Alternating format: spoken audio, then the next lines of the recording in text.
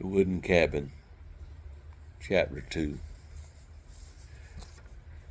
As Clara closed the door, she leaned against it for a moment, listening to the wind.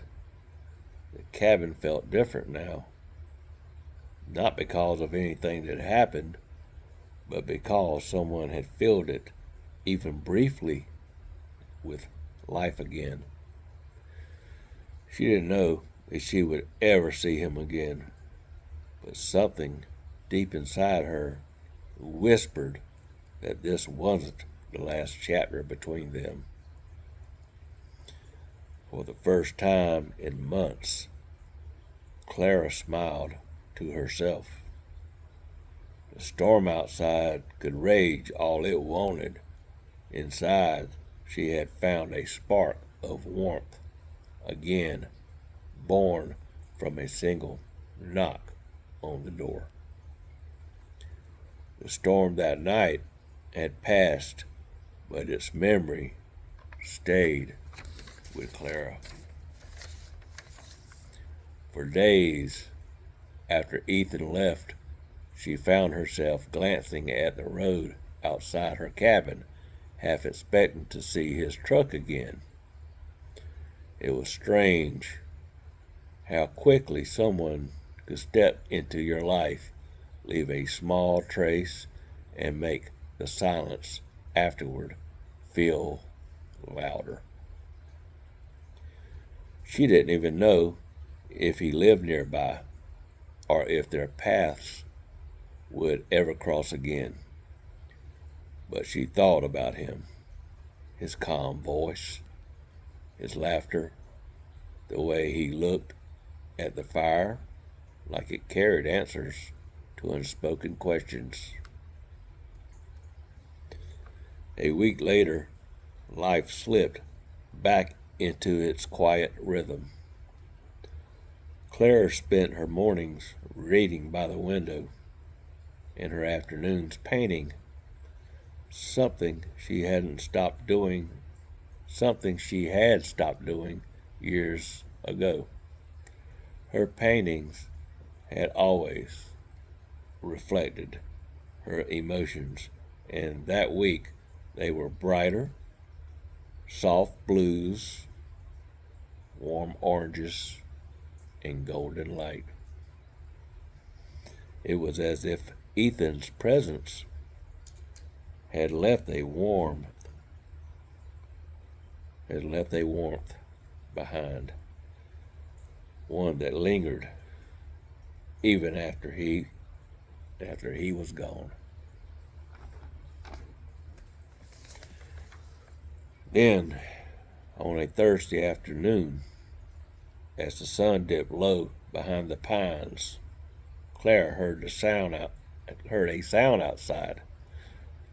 The crunch of tires on snow. Her heart raced before her mind could reason. When she opened the door, there he was. Ethan, standing by his truck with that same gentle smile. "Hope I'm not intruding," he said, brushing snow off his jacket.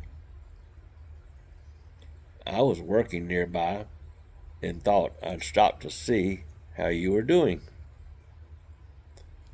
Clara's surprise melted into an honest smile.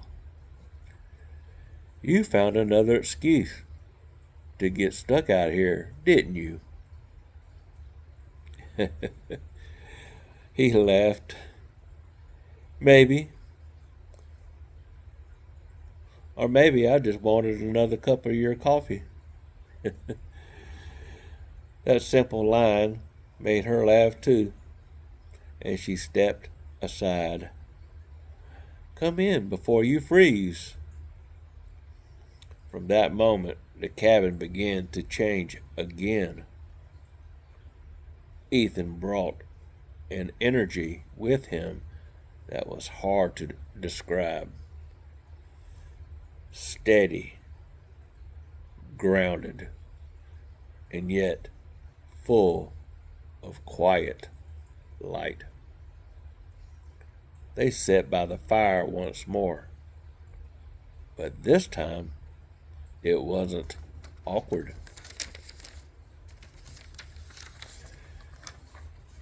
It felt natural, familiar, as if they'd known each other for longer than a single night. Ethan told her he'd grown up in a small town not far from there. He'd taken over his father's carpentry business after his parents passed, and though it was hard work, he loved it. Woods, honest. Wood is honest, he said, running his thumb along the grain of her old table. It doesn't hide what it is. You just have to listen to it. Clara listened closely. There was something comforting about the way he taught simple truths, spoken with quiet wisdom. She realized how long it had been since she'd sat with someone who didn't fill the silence with noise.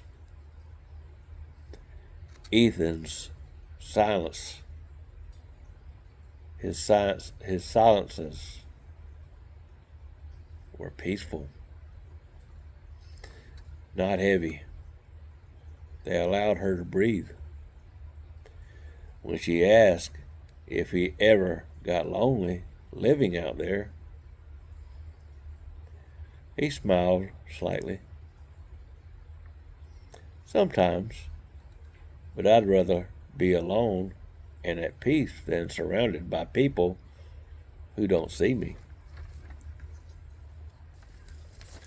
His words hit something deep in her. She knew that feeling too well. For years she had been surrounded by people who looked at her, but never really saw her. The woman behind the smiles. The woman trying to keep everything together while quietly breaking. That evening, Ethan noticed her struggling to light the old wood stove in her kitchen. Without a word, he took off his jacket and helped her fix it. He worked quietly, his strong hands steady, his movements sure. Within minutes, the fire was burning bright again. You just needed to clean the flue, he said with a little grin. I guess I still have a lot to learn, she admitted. He shook his head. You've learned the hardest part already. Staying that shared a look. Brief, but full of something neither of them could quite name.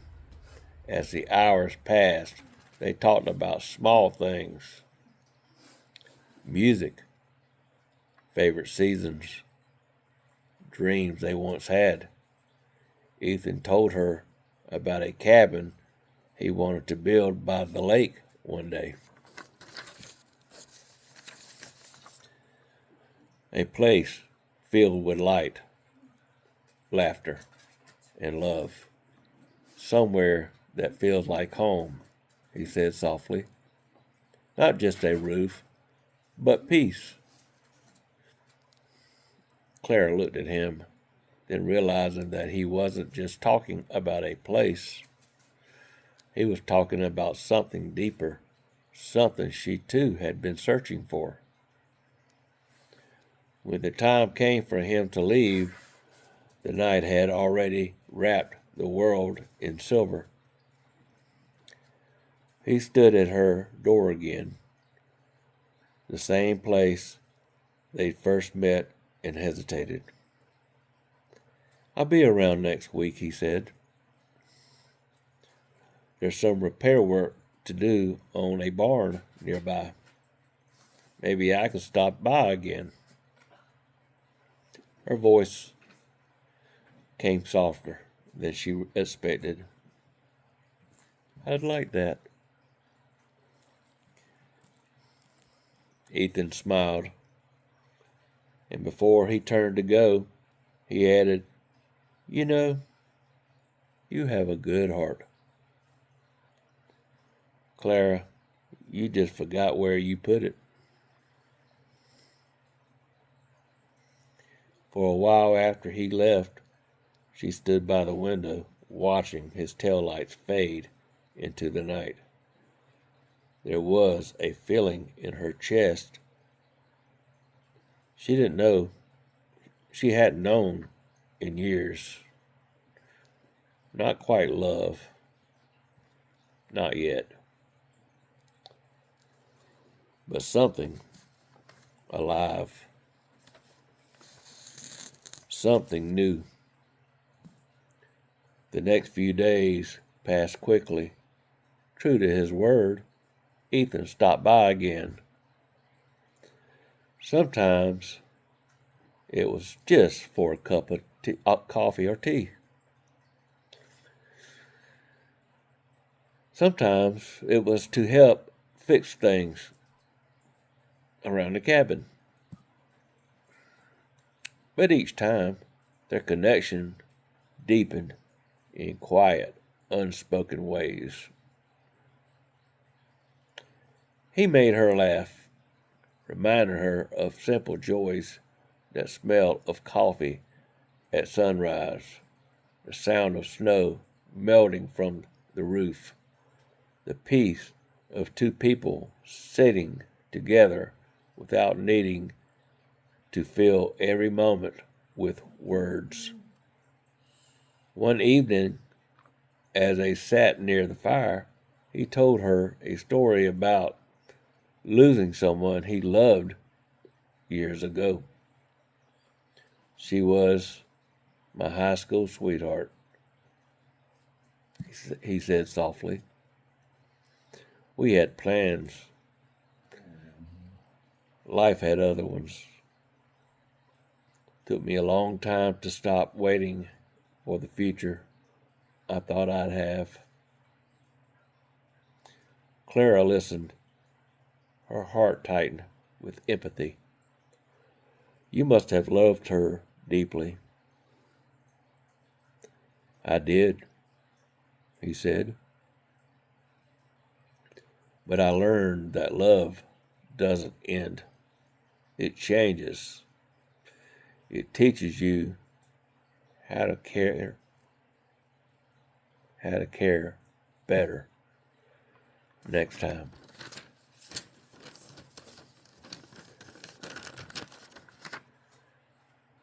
For a long moment, neither of them spoke. The fire crackled softly between them.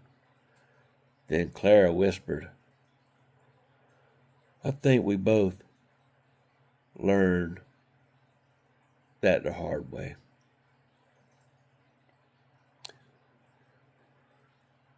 Ethan looked at her, then not just her face, but through her, as if seeing every wall she had ever built and every piece of her that still hoped to be understood. Before leaving that night, he placed a small wooden carving on her table. "I made this last night," he said. "It reminded me of you. You've got quiet strength." Clara didn't know what to say. She just smiled, her throat tight.